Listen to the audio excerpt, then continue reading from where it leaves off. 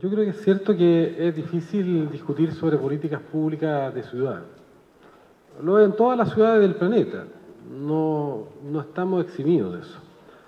Y partamos de algo que yo creo que también es un consenso. Creo que el diseño original del Transantiago fue un muy mal diseño.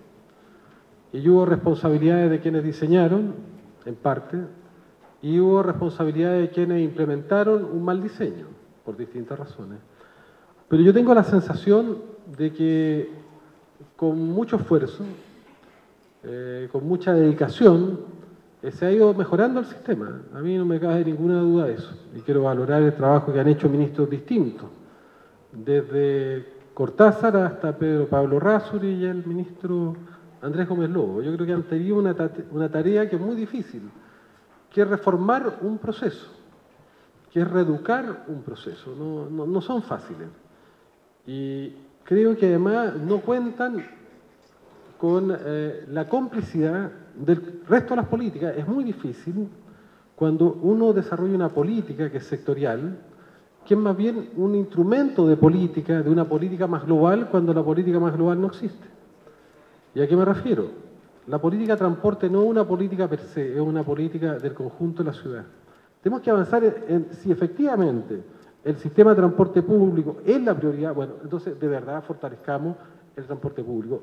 Tiene que ver el transporte público como una ayuda a disminuir la segregación. Lo decía Juan Carlos, si uno sigue estimulando el auto, las personas se pueden ir cada vez más a las periferias y el costo social para el conjunto de la ciudad es cada vez más caro. Porque uno podría decir que la contaminación y los temas que van a afectar a las personas como tiempo de viaje son directamente proporcionales a la superficie en extensión de la ciudad. Entonces, muchos de estos temas tienen que ser incorporados. Yo les quiero dar un ejemplo. Cuando uno tiene una ciudad que antes de desarrollar infraestructura para el transporte público, porque si decimos la ciudad primero para el peatón, después para la bicicleta, tampoco hemos desarrollado una gran política de infraestructura en bicicleta y más bien son los ciclistas que se han ido imponiendo por la vía de los hechos y luego uno diría en la ciudad debe ser para el transporte público y en último lugar para el uso del auto particular. Porque el uso del auto particular es efectivamente el más regresivo de todos los modos de transporte. Entonces uno mira la ciudad y dice, bueno, yo no entiendo si esa era la lógica. Y era la lógica de los años 90, yo fui director del SESMA, me tocó aplicar las primeras medidas de descontaminación de industria.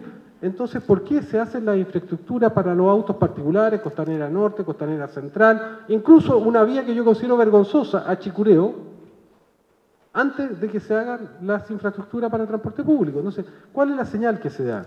Finalmente se da la señal, mire, para aquí, no sea tonto, no se suba al transporte público, mejor súbase a un auto, pero yo más encima le voy a hacer las mejores carreteras, seguramente dentro de las mejores latinoamericanas de vía exclusiva para que usted pueda andar en auto y no ande en bus. Entonces, es muy difícil luchar contra eso. Y yo creo que somos rehenes de esa cultura del consumo, del estatus del auto, donde finalmente las personas andan y se desplazan en auto muchas veces más por estatus que por comodidad. Ahora, para que la gente no tenga incentivo a comprar un segundo vehículo, hemos innovado con esta idea del pase diario. Que las personas puedan comprar un pase diario cuando les toque la restricción, porque es un mecanismo justamente para que no haya un incentivo para comprar un segundo vehículo. El pase diario va a ser también un pase que va a ser en función del costo del vehículo. Hacer un Mercedes-Benz no va a pagar lo mismo que un Yaris, evidentemente, y van a haber actores que van a estar liberados, como por ejemplo transporte escolar, ambulancia, etc. A mí me parece que es una medida muy importante. Esto por razones de que mejora la velocidad del transporte, disminuye los tiempos de espera, aumenta la frecuencia, sino también por la contaminación.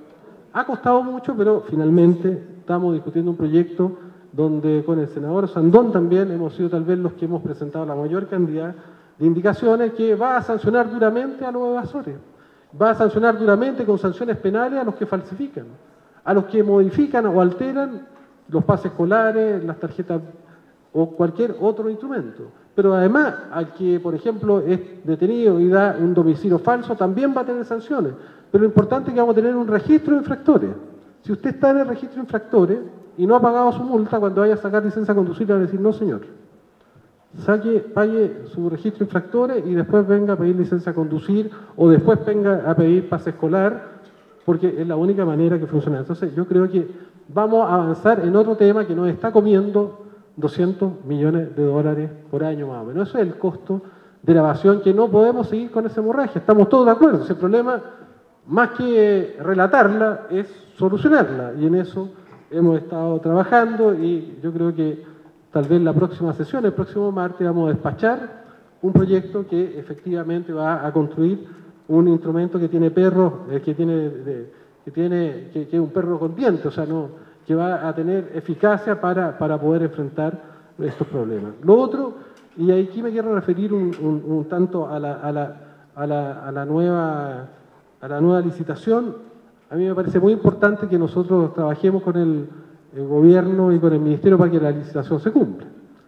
Hay advertencias de senadores como Alaman, pero nosotros tenemos que trabajar para que la licitación se pueda desarrollar de manera adecuada el año 2018.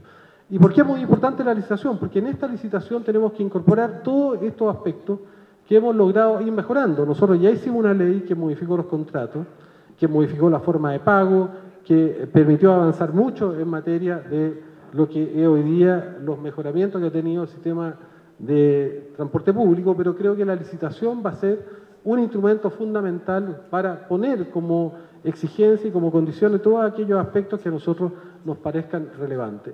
Uno de esos aspectos para mí, yo comparto, las flotas tienen que ser más pequeñas y los que quieran escalar a flotas más grandes tienen que haber demostrado primero que son capaces de gestionar una flota de 300 buses o 400 para poder escalar después a una gestión, por ejemplo, de 700 o 800 buses. Porque creo que hay que generar un proceso de aprendizaje, sobre todo si van a entrar empresas nuevas. Las empresas nuevas debieran entrar con una cantidad de buses manejable y aquellas evidentemente que muestren mejores resultados debieran avanzar. Yo creo que hemos avanzado mucho y todavía quedan inmensos desafíos, pero no podemos tomar este sistema y tirarlo por la borda porque creo que cometeríamos el peor error. Hay que resolver el problema de las empresas que están con problemas también, hay que buscar la modalidad. Bueno, yo creo que hay muchos temas pendientes que podremos discutir, pero creo que tenemos que seguir avanzando en la dirección que se ha hecho, tal vez con más fuerza. Creo que hay que incorporar estos aspectos nuevos, pero Santiago se merece un sistema de transporte público de nivel mundial. Muchas gracias.